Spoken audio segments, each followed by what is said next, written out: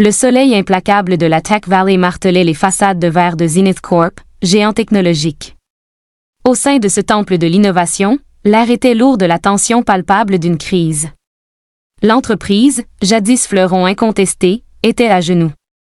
Une panne monumentale avait paralysé son système phare, un colosse numérique de plus d'1 milliard de dollars, fruit de 3 années de labeur acharné. Chaque seconde d'inactivité se traduisait par des millions envolés.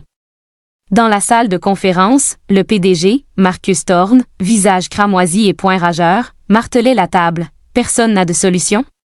Nous avons pourtant réuni l'élite de la vallée, mais le salut viendrait d'où personne ne l'attendait. Dans un recoin discret de la pièce, presque fondue dans le décor, se tenait Anya Sharma, 22 ans.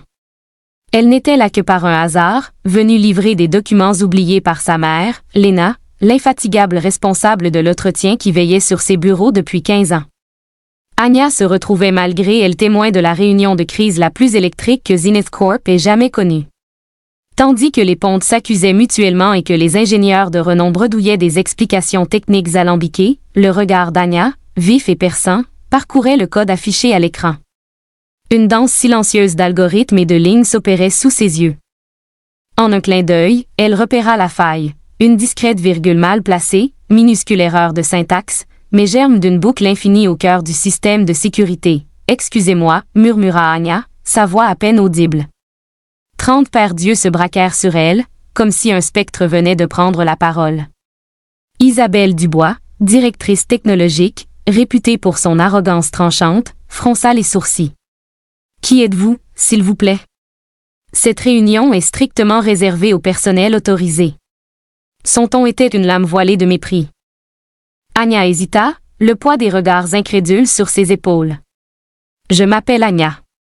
Ma mère travaille ici, je suis juste venue déposer des papiers. Mais, je crois que je connais le problème dans le code. » Un chuchotement moqueur parcourut la salle, suivi de rires étouffés. Laurent Perrier, le directeur financier, roula des yeux avec un air théâtral. « Jeune femme, ce n'est pas le moment de plaisanter. Nous parlons d'un système qui a coûté plus cher que le PIB de certains pays. Nous n'avons pas besoin des élucubrations d'une personne qui ne comprend rien à la programmation. » Anya, stoïque, ne s'y pas. Une sérénité étrange émanait d'elle, comme si elle avait forgé une armure invisible face aux humiliations passées. « Je comprends que cela puisse paraître invraisemblable, répliqua-t-elle calmement. Mais l'erreur se trouve à la ligne 347 du module d'authentification. Il y a une virgule là où un point-virgule est requis. » Un silence assourdissant suivit. Thorne, perplexe, s'approcha de l'écran. Les ingénieurs, d'abord sceptiques, vérifièrent frénétiquement le code. « Mon Dieu !» s'écria Olivier Dupont, le développeur en chef. « Elle a raison. » Comment a-t-elle fait? En moins de 2 minutes, la correction fut appliquée. Le système, libéré de son étreinte numérique, redémarra, vibrant de vie. 1 milliard de dollars sauvés en 30 secondes, par une remarque anodine d'une jeune femme jugée incapable d'allumer un ordinateur. Le PDG observa Anya, son expression indéchiffrable. Isabelle et Laurent, l'irritation masquée de gêne, échangèrent des regards. Personne ne remarqua le fugace sourire qui éclaira le visage d'Anya. Un sourire silencieux, suggérant que ce n'était pas la première fois qu'elle déjouait les attentes. Son calme, sa précision, sa confiance tranquille détonnaient avec le rôle de fille de la responsable de l'entretien qu'on lui avait assigné. Les jours suivant l'incident furent étranges chez Zenith Corp. La nouvelle, tel un feu de brousse, se propagua. La fille de la responsable de l'entretien avait résolu le problème qui avait paralysé l'entreprise. Pourtant, l'admiration se mua rapidement en quelque chose de plus sombre. Isabelle Dubois convoqua une réunion d'urgence. Assise dans son fauteuil de cuir italien, des diplômes prestigieux encadrant le mur derrière elle, sa voix distillait un venin à peine voilé. Vous croyez réellement qu'une fille sans formation, sans expérience, sans aucune qualification pertinente, a simplement vu une erreur que notre équipe de docteurs n'a pu identifier? Elle tapa du doigt sur la table. Elle a manifestement eu un accès privilégié au code.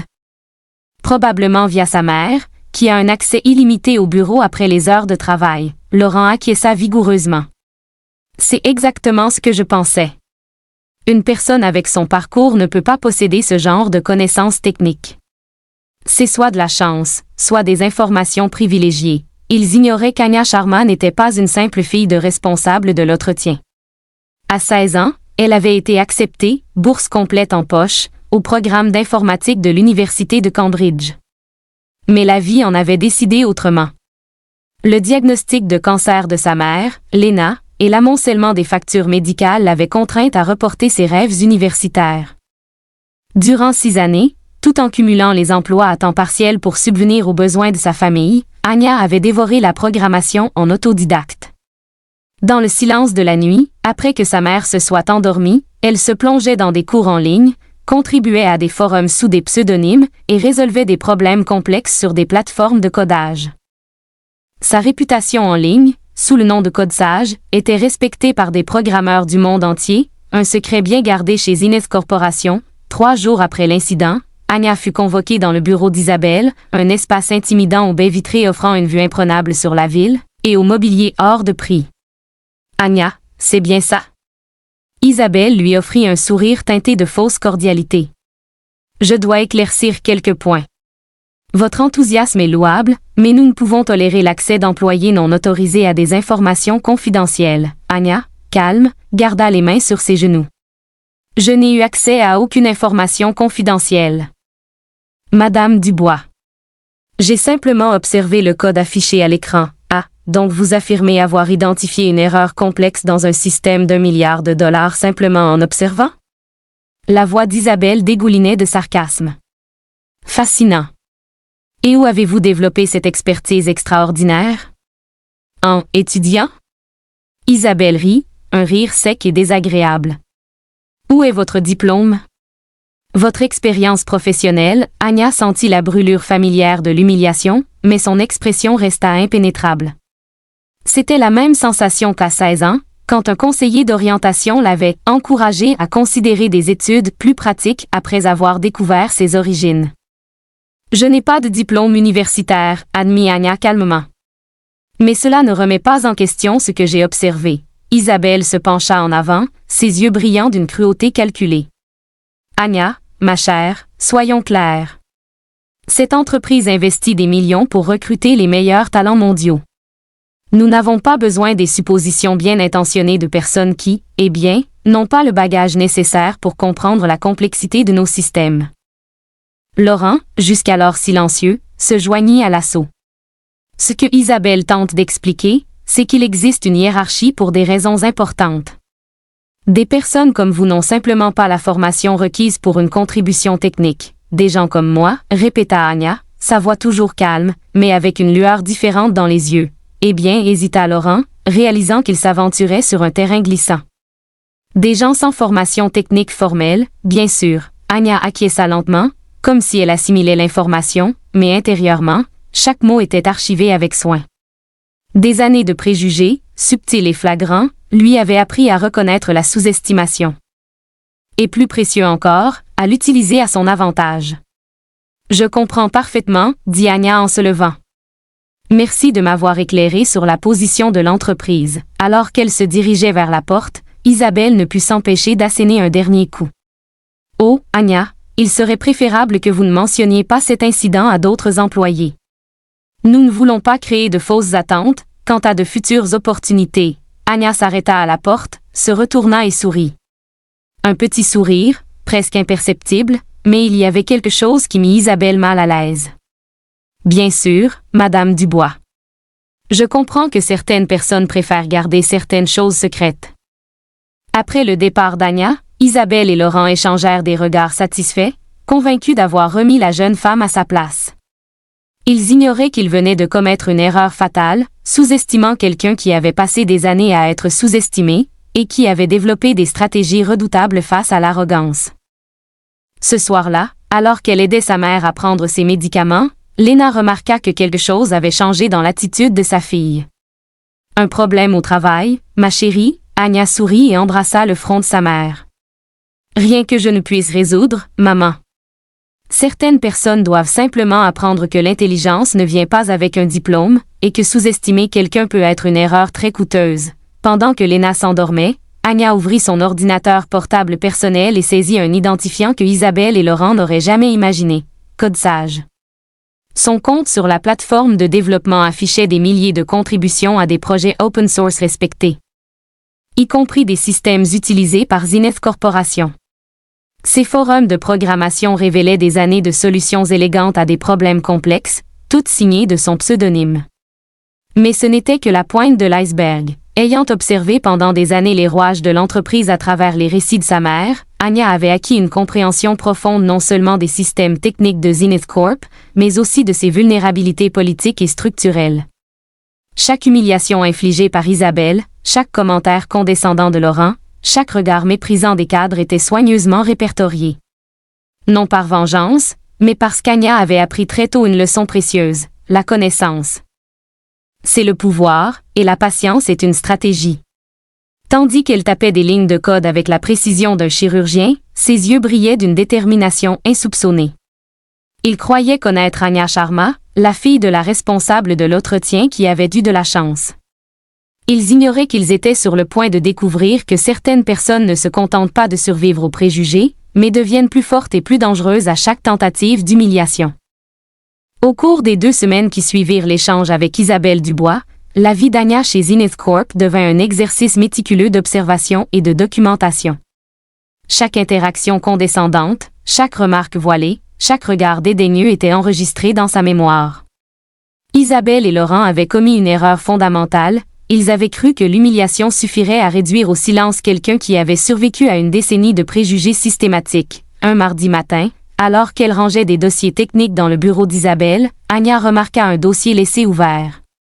Il contenait des correspondances entre Isabelle et le cabinet de conseil Synergy Solutions, détaillant un projet d'optimisation des ressources humaines.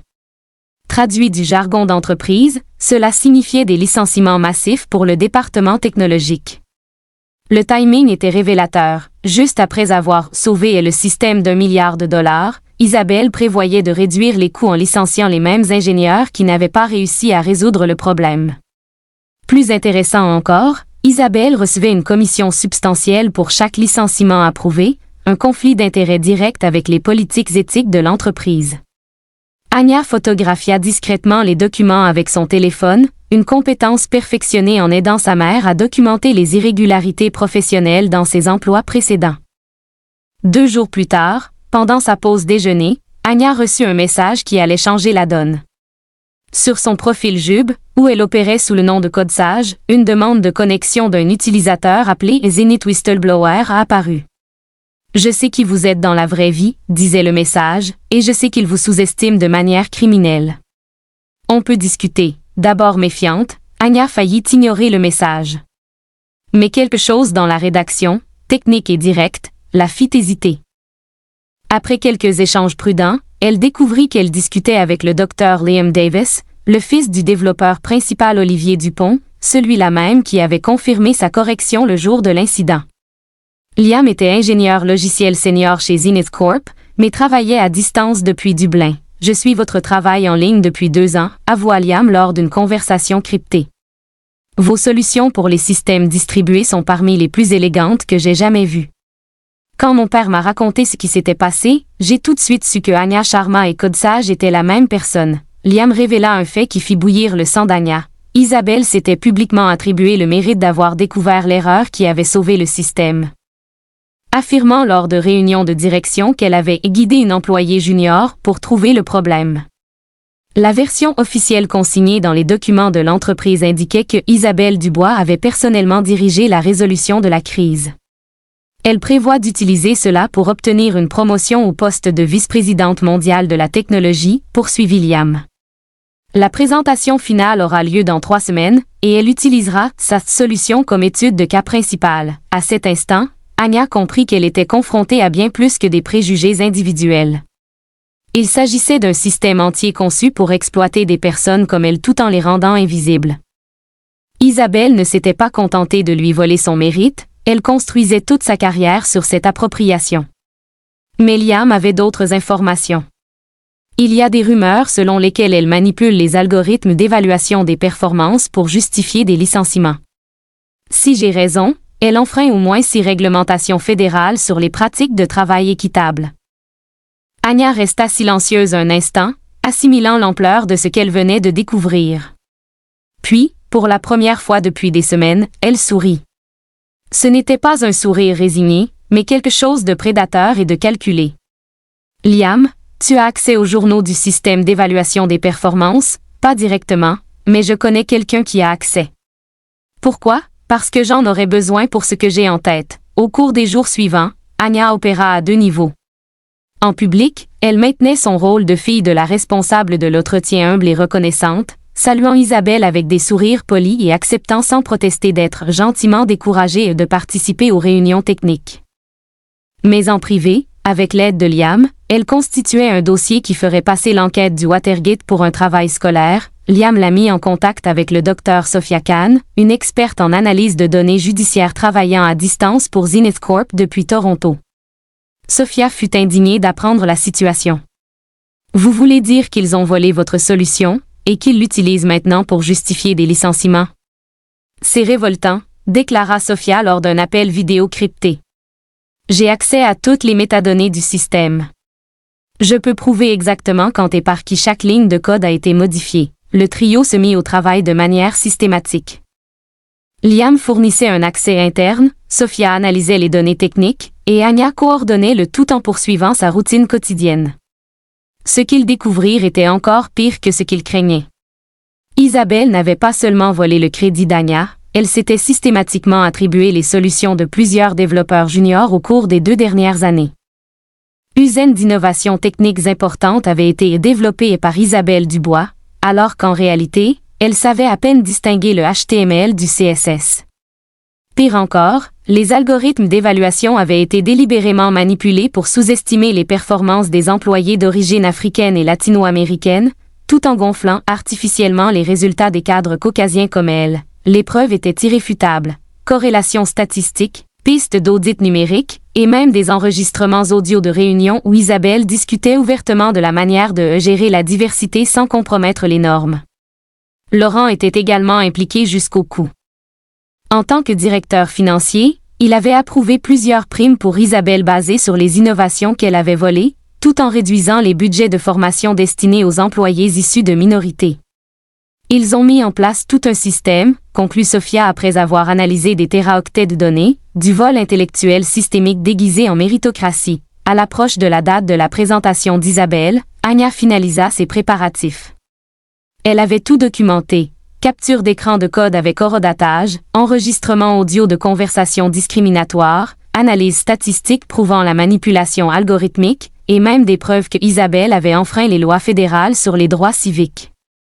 Liam avait obtenu quelque chose d'encore plus précieux, l'accès à l'ordre du jour de la présentation exécutive où Isabelle allait recevoir sa promotion.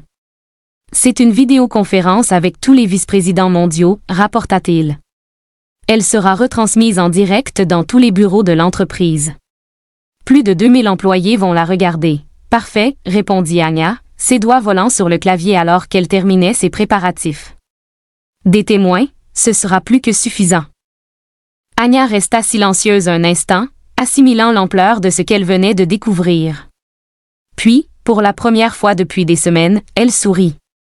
Ce n'était pas un sourire résigné, mais quelque chose de prédateur et de calculé. Liam, tu as accès aux journaux du système d'évaluation des performances, pas directement, mais je connais quelqu'un qui a accès. Pourquoi? Parce que j'en aurais besoin pour ce que j'ai en tête. Au cours des jours suivants, Anya opéra à 2 niveaux.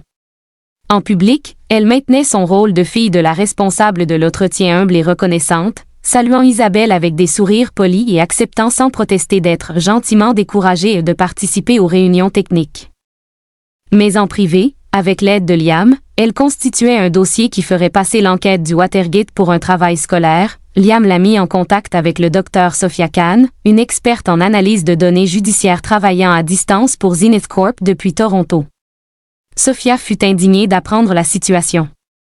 Vous voulez dire qu'ils ont volé votre solution, et qu'ils l'utilisent maintenant pour justifier des licenciements?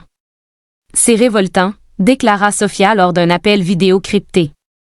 J'ai accès à toutes les métadonnées du système.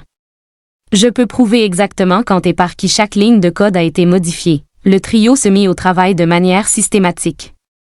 Liam fournissait un accès interne, Sophia analysait les données techniques, et Anya coordonnait le tout en poursuivant sa routine quotidienne.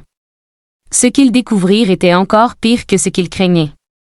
Isabelle n'avait pas seulement volé le crédit d'Anya, elle s'était systématiquement attribué les solutions de plusieurs développeurs juniors au cours des 2 dernières années. Plus d'une douzaine d'innovations techniques importantes avaient été développées par Isabelle Dubois, alors qu'en réalité, elle savait à peine distinguer le HTML du CSS. Pire encore, les algorithmes d'évaluation avaient été délibérément manipulés pour sous-estimer les performances des employés d'origine africaine et latino-américaine, tout en gonflant artificiellement les résultats des cadres caucasiens comme elle. Les preuves étaient irréfutables. Corrélations statistiques, pistes d'audit numérique, et même des enregistrements audio de réunions où Isabelle discutait ouvertement de la manière de gérer la diversité sans compromettre les normes. Laurent était également impliqué jusqu'au cou. En tant que directeur financier, il avait approuvé plusieurs primes pour Isabelle basées sur les innovations qu'elle avait volées, tout en réduisant les budgets de formation destinés aux employés issus de minorités. Ils ont mis en place tout un système, conclut Sophia après avoir analysé des téraoctets de données, du vol intellectuel systémique déguisé en méritocratie. À l'approche de la date de la présentation d'Isabelle, Anya finalisa ses préparatifs. Elle avait tout documenté. Capture d'écran de code avec horodatage, enregistrement audio de conversations discriminatoires, analyse statistique prouvant la manipulation algorithmique, et même des preuves que Isabelle avait enfreint les lois fédérales sur les droits civiques. Liam avait obtenu quelque chose d'encore plus précieux, l'accès à l'ordre du jour de la présentation exécutive où Isabelle allait recevoir sa promotion. C'est une vidéoconférence avec tous les vice-présidents mondiaux, rapporta-t-il. Elle sera retransmise en direct dans tous les bureaux de l'entreprise. Plus de 2000 employés vont la regarder. Parfait, répondit Anya, ses doigts volant sur le clavier alors qu'elle terminait ses préparatifs. Des témoins, ce sera plus que suffisant. Ce soir-là, alors qu'elle aidait sa mère à faire ses exercices de physiothérapie, Lena remarqua que quelque chose avait changé dans l'attitude de sa fille. « Tu sembles différente, ma chérie, plus confiante. » Anya sourit et embrassa le front de sa mère. « Je me souviens juste de quelque chose que tu m'as toujours enseigné, maman, que la dignité n'est pas quelque chose que les autres peuvent te prendre. C'est quelque chose que tu choisis de garder, quoi qu'ils essaient de faire. Et qu'as-tu l'intention de faire de cette dignité ?» demanda Lena, qui connaissait trop bien sa fille pour ne pas remarquer qu'elle avait quelque chose derrière la tête. « Je vais rappeler à certaines personnes que sous-estimer quelqu'un peut être l'erreur la plus coûteuse de leur vie. » Répondit Anya, les yeux brillants d'une détermination que sa mère n'avait pas vue depuis des années. En fait, tandis que Anya mettait la touche finale à sa stratégie, elle réalisa que Isabelle et Laurent lui avaient fait le cadeau parfait. Du temps pour se préparer, des preuves à rassembler en abondance, et une tribune publique où toute l'entreprise serait témoin de sa riposte. Ils avaient supposé qu'elle n'était qu'une petite fille effrayée qui accepterait toute humiliation en silence. Ils ignoraient que certaines personnes ne se contentent pas de survivre aux préjugés. Elles étudient chaque schéma, chaque tactique, chaque vulnérabilité de leurs oppresseurs jusqu'à ce qu'elles soient prêtes pour une guerre que l'ennemi ne savait même pas qu'ils menaient. Et plus ils devenaient arrogants, plus ils laissaient de preuves derrière eux, construisant méticuleusement leur propre instrument de destruction professionnelle. Le matin de la présentation qui allait tout changer, Anya se réveilla à 5 heures, non par nervosité, mais par anticipation. Après des années d'être sous-estimée, le moment était enfin venu de montrer le véritable prix de l'arrogance institutionnalisée. La grande salle de Zenith Corp était bondée. Des cadres de tous les continents participaient par vidéoconférence, tandis que 2000 employés assistaient en personne à la présentation qui allait définir l'avenir de l'entreprise. Isabelle Dubois marcha sur scène avec l'assurance de quelqu'un qui s'apprêtait à recevoir la plus grande promotion de sa carrière. « Mesdames et messieurs », commença Isabelle, sa voix résonnant dans le système audio. « Aujourd'hui, je vais vous expliquer comment notre leadership stratégique a sauvé un investissement d'1 milliard de dollars qui était au bord de l'effondrement total. » Au dernier rang, Anya observait en silence, son ordinateur portable connecté au réseau interne de l'entreprise grâce aux identifiants fournis par Liam. À ses côtés, sa mère Lena, qui avait pris un jour de congé spécial pour voir quelque chose d'important que ma fille a préparé, lui tenait fièrement la main. Le problème était extrêmement complexe, poursuivit Isabelle en cliquant sur l'écran. Nos meilleurs ingénieurs ont travaillé sans relâche, mais c'est mon expertise en architecture des systèmes qui a permis d'identifier la faille critique. Marcus Thorne, le PDG, approuva d'un signe de tête depuis le premier rang. Les membres du conseil d'administration international souriaient sur les écrans, clairement impressionnés par le récit d'Isabelle. C'est alors que les lumières de l'auditorium s'amenuisèrent. Et qu'une nouvelle voix rompit le silence. Calme, claire, et d'une confiance dévastatrice. « Excusez-moi, Madame Dubois, dit Anya en se levant de la dernière rangée. Mais il y a quelques détails importants dans cette histoire que vous avez oublié de mentionner. » Isabelle se figea sur scène, son micro toujours allumé, captant sa respiration haletante. « Vous ne devriez pas être ici. Il s'agit d'une présentation exécutive. » Vous avez raison, répondit Anya en marchant lentement dans l'allée centrale. Mais en tant que véritable auteur de la solution que vous présentez, je pense avoir le droit de clarifier certains faits. Un murmure de confusion parcourut l'auditorium. Thorne fronça les sourcils, clairement perdu. De quoi parle-t-elle, Isabelle? Anya arriva sur scène et, sans demander la permission, connecta son ordinateur portable au système de projection. Je m'appelle Anya Sharma, également connue sous le nom de Code Sage en ligne, et je peux prouver que chaque ligne de code que Madame Dubois présente comme étant la sienne a été écrite par moi. L'écran géant derrière Isabelle afficha désormais le profil jupe de Anya. Avec des milliers de contributions et une réputation irréprochable au sein de la communauté internationale des développeurs, des cris étouffés résonnèrent dans l'auditorium. C'est impossible, balbutia Isabelle, le visage livide. Elle est juste, elle n'a pas les qualifications. Vous avez raison sur un point, l'interrompit Anya, sa voix chargée d'années de dignité refoulée. Je n'ai pas de diplôme universitaire, mais j'ai quelque chose que vous n'avez clairement pas, l'intégrité. Anya cliqua sur l'écran suivant.